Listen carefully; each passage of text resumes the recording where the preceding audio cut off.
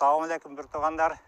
Biz Sankt-Peterburg şahrındağı uaqtılы iştegen, uaqtılы yaşauvchilarыбыз.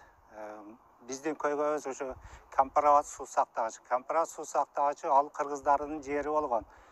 Биздин аталарыбыз, мен өзү Карабаш урудамын. Биздин уругубуз ошол жерде болгон. Ал жерде бир 404 совхоз болгон ошол жерде Кампараватта. Аларды чыгарып Советтер Союзу алды. Ар жака таркатып берген. Муну убактынча алган Өзбекстанчы. Өзбекстан убактынча алгандагы мына азыр ойлоп көрсөм бир 40-42 жыл болуп калыптыр. Ал жерде Кампараваттан кийин Ханават, анан Беговат. Ошо Ханаватты кийин Советоват койгон.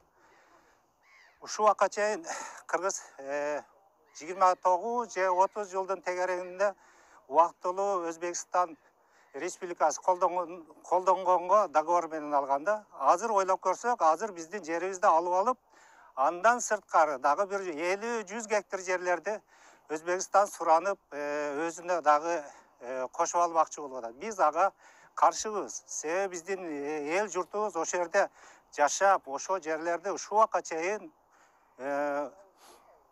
убакыт берген.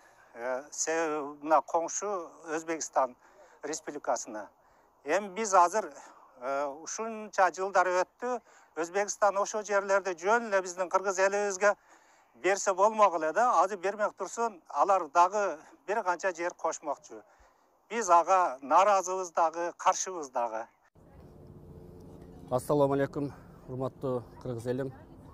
Биздин бул жерде бүгүнкү чогулуп отурганыбыздын негизги максаты бул Кыргыз Республикасынын президенти Жапаров Садыр Нуркожоевичке кайрылуу болмокчу. Урматтуу биздин жогорку бийликтеги аткаминерлер жана президентибиз Жапаров Садыр Нуркожоевич. Биз ушул жерде отурган жарандар ар бирибиз кыргыз элинин, Кыргыз Республикасынын жараны болуп саналабыз. Биз мекенибизди сүйөбүз, патриотпуз. Биз чет жерде жүрүп, биздин элибиздеги болуп жаткан кээ бир кемчиликтерге гана нааразы болуп чогулуп отурабыз. Биз бийликти жамандоодон алыспыз жана кээ бир адамдардын жеке кызыкчылыгы үчүн чыгып жаткан жерибиз жок.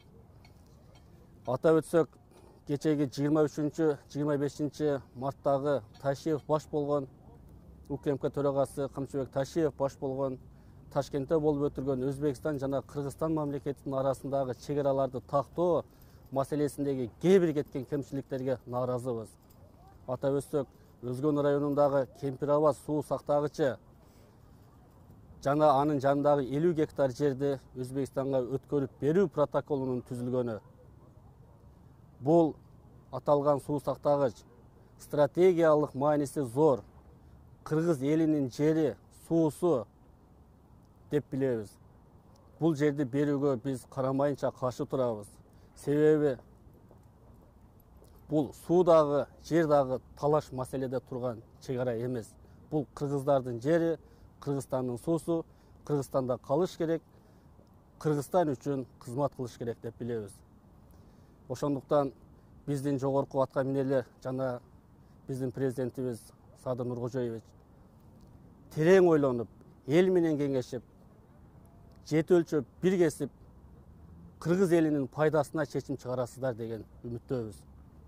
Терең урматтоо менен Россия Федерациясынын Санкт-Петербург шаарындагы убактылуу иштеп жүргөн мекендештердин атынан кайрылабыз. Чоң рахмат. Ассаламу алейкум кыргыз элим. Бүгүнкү биздин кайрылуубуздун себебине да кошумча катары айта кетсек, мынау Камбар ата кеси боюнча Өзбекстан мамлекети менен биргеликте курабыз дегенине биздин ой боюнча бул туура эмес чыгаар деп ойлойм. Себеби акча каражаты бөлүнгөн болсо, Кыргызстандан азыр ар мамлекетте иштеп жүргөн адистер бар. Адискөй жарандарыбыз ар мамлекетте, ар тармакта, ар неме боюнча, строительство боюнча чоңдогон орундарда, орундуктарда иштеп жүрүшөт. Себеби өз кызматын так жана даана аткарган адискөй кызматкерлер көп бизде, жаштарыбыз көп. Ошолорго каражат советовать койгон.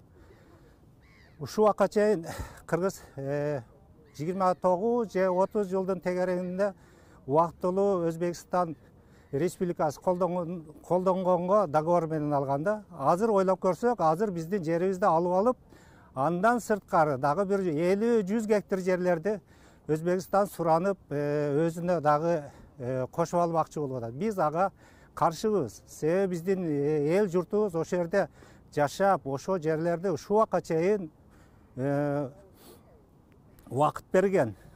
Себеби мына коңшу Өзбекстан Республикасына.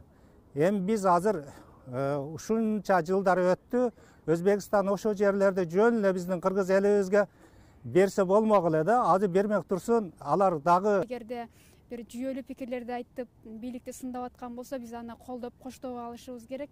Аларды камап басмырлоого жол бербешибиз керек. Кыргызстанда сөз эркиндиги жогору болушу шарт. Kumtör алтын кенинде алтындын калбай калганына байланыштуу биздин улутташтыруунун кажети жок деп.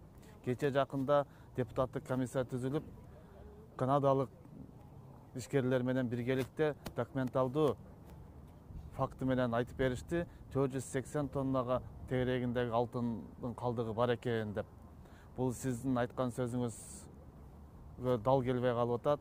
Буга сиз кандай карайсыз? Биздин оюбуз ушул Kumtör элге иштесин дегендай бир ниетте эле. Ошол эле учурда 2016 жылы жери боюнча айткан билдирүүңүз бар экен, Талас элине кайрылып, бул жер үйдү каздырбагыла, Таластын элине жана жерине бул зыянын өтө тийгизет деп. Ал эми кече Россия мамлекетине Кыргызстандынга бир эч кандай бир пайдасы келбеген келишим менен сиздин берип койгонуңузга, бул айткан сөзүңүзгө кылган ишиңиз дал келбегендин белгиси болуп калды деп эсептейм. Бүгүнкү биздин кайрылуубуздун себебине да кошумча катары айта кетсек, мынау Камбар ата кеси боюнча Өзбекстан мамлекети менен биргеликте курабыз дегенине биздин ой боюнча бул туура эмес чыгаар деп ойлойм. Себеби акча каражаты бөлүнгөн болсо, Кыргызстандан азыр ар мамлекетте иштеп жүргөн адистер бар. Адискөй жарандары. Туура эмес саясат жүргүзүп аткандарга биз кандайдыр бир деңгээлде каршымын. Ошондой эле мынау Кыргызстанда эң байлыгыбыз эми алтын, суубуз. Судан дагы алтындан дагы суубуз байлыгыбыз дейбиз. Эми ошолордун бардыгын берип жиберсек, андан кийинки келечекте муун кандай мезгилге туш келтиребиз, ошол мени ойлондурат. Мейли азыр казып аткан алтындарыңыздар түгөнөттүр. Андан кийинки келе жаткан муун эмне, кандай максат менен жашайт? Биз деген бизди келерки муун бизди кечирбейт. Ошон үчүн ойлонушубуз керек.